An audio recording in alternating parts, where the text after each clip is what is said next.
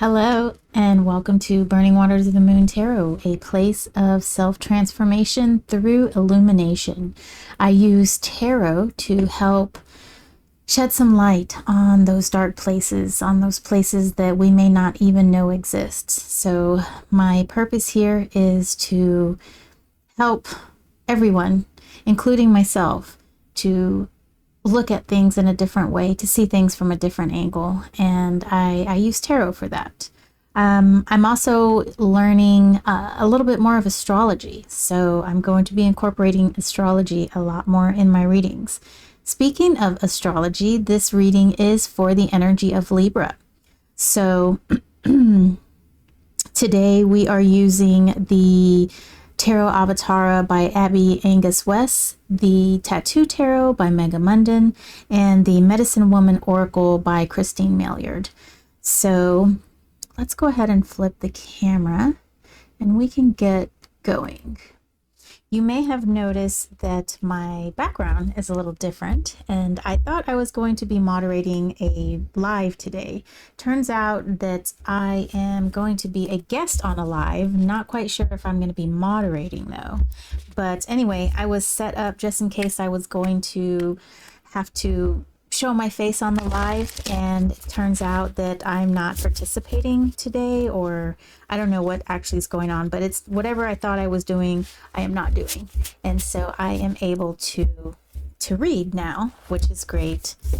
If you notice, my background also changed a little bit. I brought a piece of furniture to my room that was downstairs. We're in a transitionary period at my house, and so we're needing to move some furniture around, and I decided to just put all my decks in that piece of furniture. So I will have all my decks right next to me.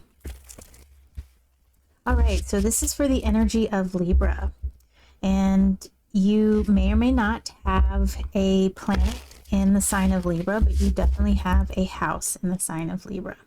So if for any reason this reading is not resonating with you, I urge you to try some of your other placements. You can try your sidereal placements, your constellation astrology placements, or you can look for a video based on title, and hopefully there'll be some nugget of inspiration that'll be able to help you. All right, Libra, let's see what's going on with you. King of Pentacles in reverse, Ace of Cups, and Two of Wands in reverse.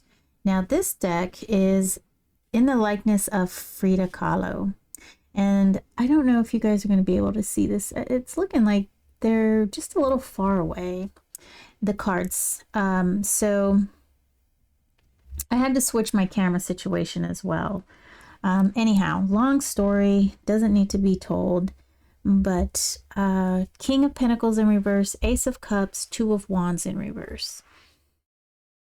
And there is a little bit of nudity in this deck, which I happen to love. The female form is just gorgeous to me. I love how we see mammary glands in this Ace of Cups. So this Ace of Cups is a calling of something coming together, but there seems to be a loss of direction, a loss of passion there on both sides. But this Ace of Cups, this energy, this emotional energy, what drew these two together in the first place is what's keeping these two together still. But there is a loss of passion, I feel. There's a loss of desire. Perhaps the reason the two sort of entered into this relationship, that reason has floated away, or has gone to the back burner, or inside a deep dark cupboard where no one even knows that it's there, but the presence is still felt. However, it's like the desire has gone. So let's pull some cards from the Mega Munden deck, the Tattoo Tarot, and let's see if we can get some more information about this. What can we do about it? So as I said, I'm learning astrology. I am learning with Dr. Danny. She is a constellational astrologist. And for those of you who don't know, there is a 13th constellation in our ecliptic called Ophiuchus. And constellational astrology recognizes Ophiuchus as a sign, as a zodiac sign, and it also recognizes the sizes of the constellations as well. So as the actual sun transits a constellation, the constellational astrologies say that the sign is in, or I'm sorry, the planet is in that sign as long as it's transiting, not just for 30 degrees. So a constellation like Scorpio or Libra and Ophiuchus are really small, whereas the Virgo constellation is humongous. And so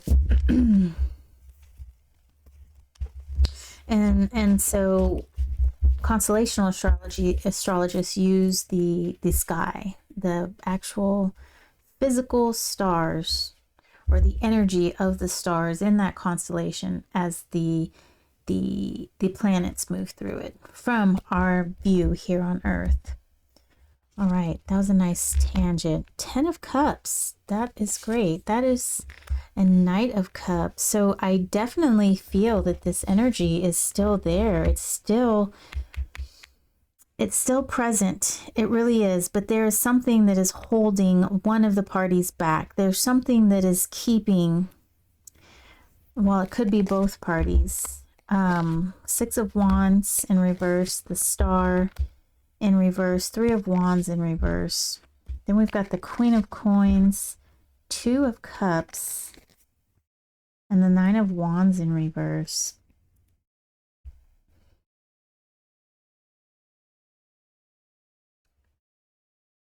So I almost feel that, well, I do. I feel that one person of this relationship sort of, okay, let me rephrase that. There is one party in this relationship who definitely feels that this is where they want to be, and they feel that they are making they're putting all their efforts. They want to put all their efforts into having this relationship work out. Both parties are fully aware that this relationship is not where they both want it to be. They both feel this stagnant energy. They both feel that they don't want this to end, the relationship to end. However, they do want this stillness to go away. They want some more dynamism in this relation, more movement, more passion, more desire. And for this Two of Wands over here, we've got Queen of Coins, Two of Cups, and the Nine of Wands. And I'm definitely seeing that this relationship is worth saving. Both parties want to work in, both parties want to make this relationship work. There is some devil energy that's keeping both parties sort of separated. And the reason being is maybe there's some resentment. Perhaps there is something that happened and we're holding on to the past in a negative way. Perhaps the two of you need to work through these things, talk it out, express yourself. Sometimes it only takes just simply making the statement that you felt wrong, that your feelings were hurt, that you didn't quite like how that was said. And you don't necessarily need the other party to apologize, and you don't need the other party to feel bad. You just need to express it. And so I always tell my kids, that you really shouldn't apologize unless you really mean it. And then they just don't want to apologize because they're being like hard-headed or whatever, right? And they just refuse to apologize. And the other person's just intently waiting for that apology. Now, certain situations, I think with young kids, I think they're too young to grasp the reason behind having an authentic apology. Adults, on the other hand, they should know. I'm not going to put everybody in the same blanket, but adults should know that an apology has to come from the heart. Otherwise, you don't really want to give it. And it's not your job to make someone feel that they are worthy, or it's not your job to manage other people's feelings. Okay? You don't have to apologize if you don't mean it, or if you didn't mean anything wrong by it. If you simply were saying that color clashes with your shoes, you know what I mean? If you simply were trying to help and it came from a good part of your heart, you don't have to apologize for simply making a statement that is in your eyes true.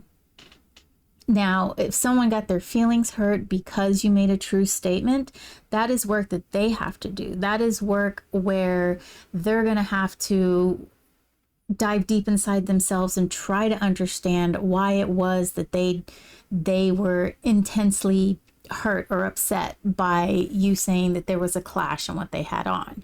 There's a wound there, and it's not your responsibility to dance around that wound, but it is your responsibility to soothe the person, you know, to say, oh, I did not mean it that way. I didn't mean that you're a bad dresser. I just said simply, you know, paisley and polka dots don't, you know, look nice today. You know what I mean?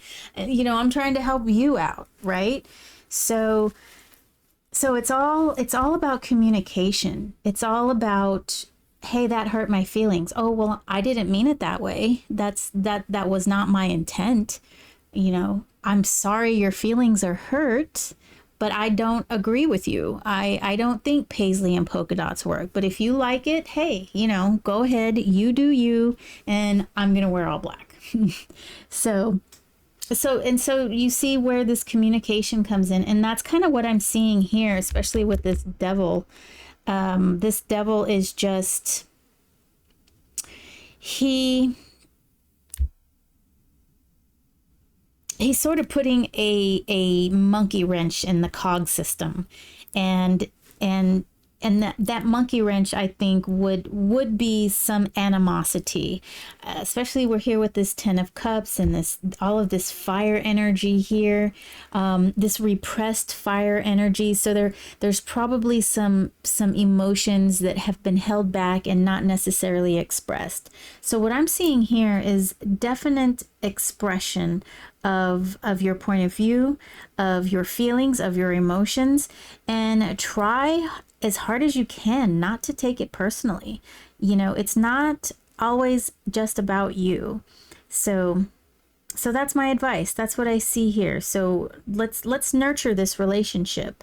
And this is the Queen of Pentacles, by the way. You know, she's very nurturing, very loving, and this deck uses coins. So I don't know, have a nice sit down and try to iron things out. You know, with this Libra energy, we can definitely find a compromise, a balance. We can definitely find truth within ourselves. The emotions are there. It's just that there's just a blockage right now, and there's some resentment possibly that's kind of holding everything back. And I think if you can just communicate, it would make everything just be so much more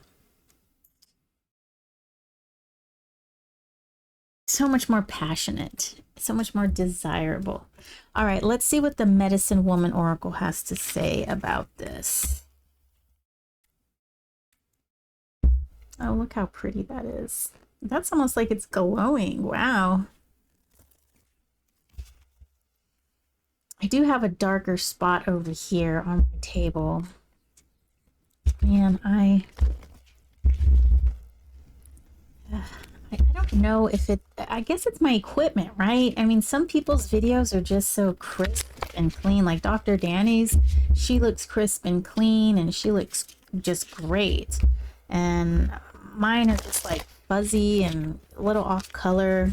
kind of muted, I guess you could say. Oh my gosh. And I tried to replicate what she had, which is why I did the switch of the cameras. I put the better camera as for my profile, or whatever that's called. For my monologue, I put the better camera there and the other camera as the overhead camera. So I'll keep working with it. I'll get it figured out. Ooh, empowerment. Assert yourself and shine your power now.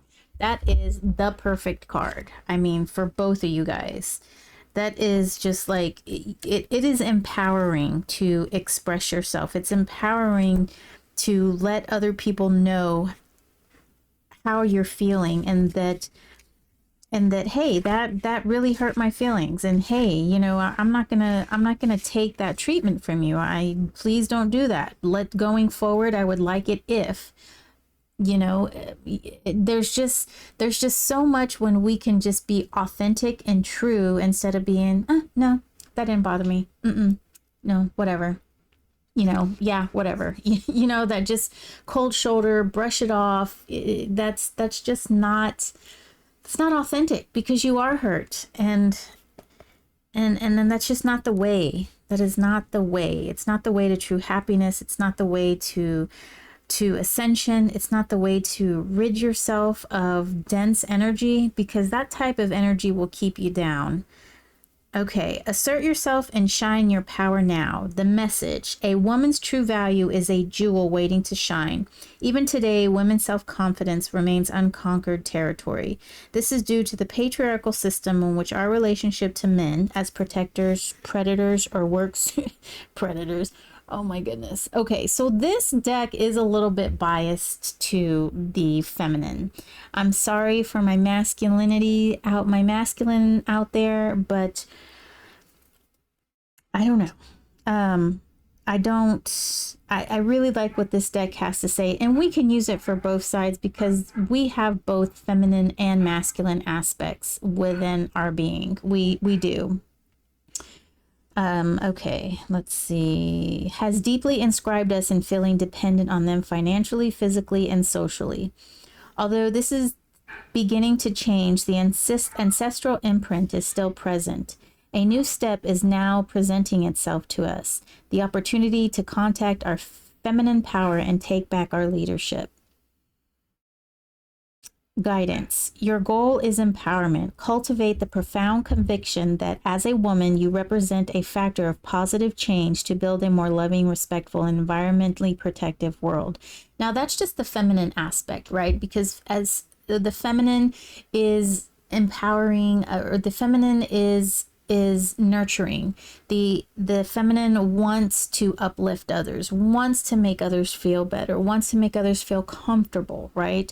And along the way, I mean, we lost our femininity as well. We didn't have to let these masculine powers that be take over.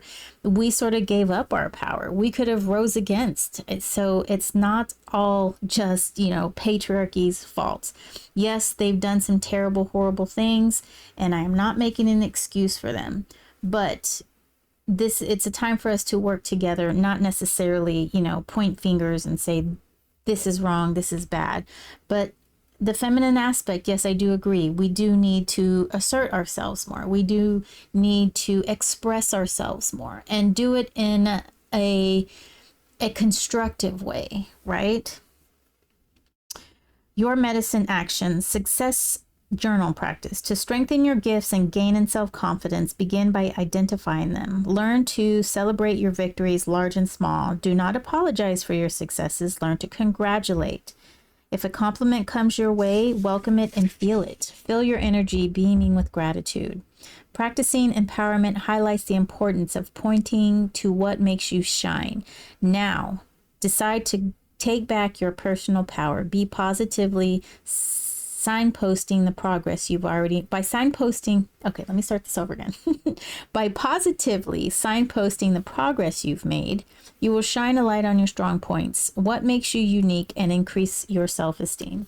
And so basically that's just a journaling exercise for you to realize that you are a powerful person, and to journal it when you make certain goalposts, when you do things that you're proud of yourself. You can go back and revisit that. Say maybe when you're feeling down, you can revisit the time when you stood up for yourself, or the time when you really expressed the way that you were feeling, as opposed to conceding to what the others wanted to do or the other half wanted to do.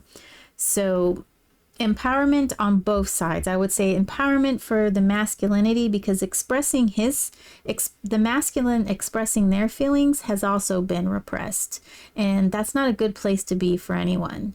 I feel that there's a lot of anger and just frustration within the masculinity because of them not being able to express themselves, and not being able to say that they have feelings, that their feelings are hurt.